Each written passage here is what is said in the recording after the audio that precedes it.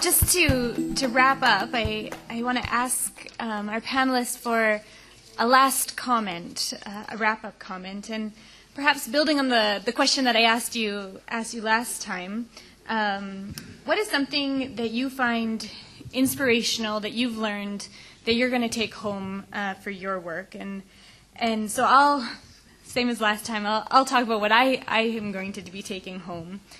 So from the Argentinian presentation, the amount of meat that's eaten there, I find very inspirational. That's really, really wonderful.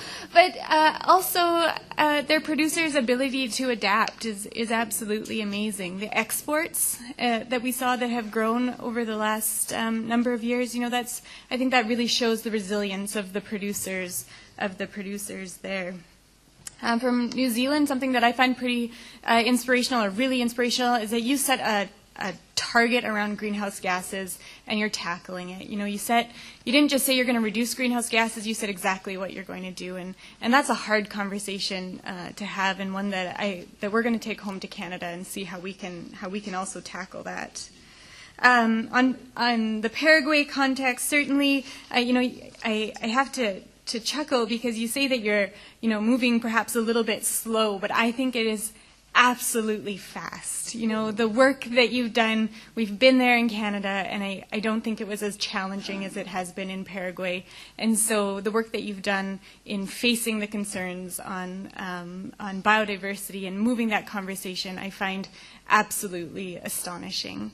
And perhaps for our hosts in Ireland, the Origin Green program I find really inspirational in how you've not only coordinated yourselves within the beef industry on what you want to do moving forward, but across all agricultural commodities. And I think that something that I say is it doesn't matter if they trust the beef farmer but they don't trust the dairy farmer, or they don't trust the soybean farmer. They have to trust all of us, and we all have to be working along all of our multi-stakeholders. So I really do find that Origin Green program really inspirational for the work that we're doing in Canada. So with that, I'm perhaps going to go backwards this time, and we'll start with Monica on something that you found inspirational in your concluding remarks.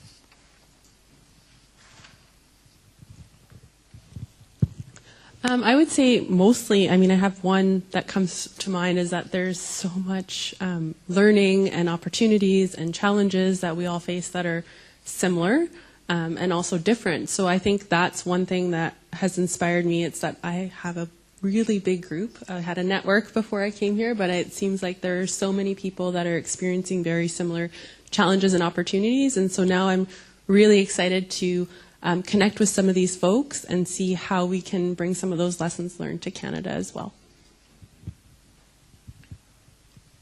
Yeah, New Zealand, that video is fantastic.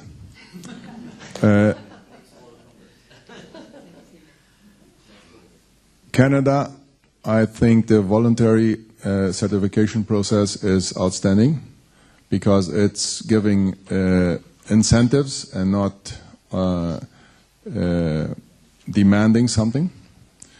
And Argentina, I think Argentina has passed a difficult situation in the last years, and now they are catching up. And I think they are like a sleeping lion. If they will stand up, they will be very good. So go ahead.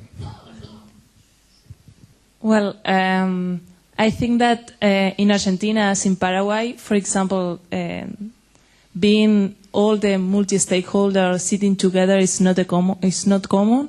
I think that this roundtable was the first time that processors, producers, and different NGO and different institutions were working together.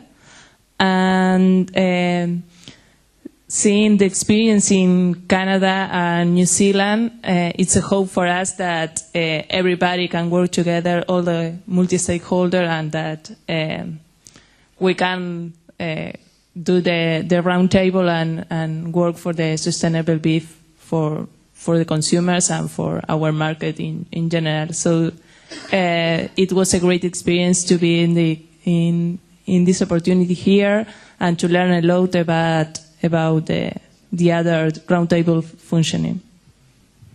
Thank you. One of the things that I've taken out of today is that the future is pretty bright for the beef industry. So I think reflect back to Justin Sherrod's address this morning is actually the world does want our product. Second thing that I've taken heart from today is just that there's a bunch of stakeholders that sit inside and outside our industry that want us to succeed as well. And so, you know, time and time again, we've heard the story about stakeholder engagement today, and these stakeholders, I'd say 90% of the time, are in there to make the industry succeed and to help the industry succeed rather than take it down. And so for me, as I look at the development phase that we're at in New Zealand, I take tremendous encouragement from seeing what's happened in the other roundtables and the way that stakeholders right through the value chain have gotten behind the industry to help it succeed. And so for me, that makes me very, very positive about the future of the beef industry, both in New Zealand and globally as well. Wonderful. Well, big round of applause for all of our presenters. Thank you so much.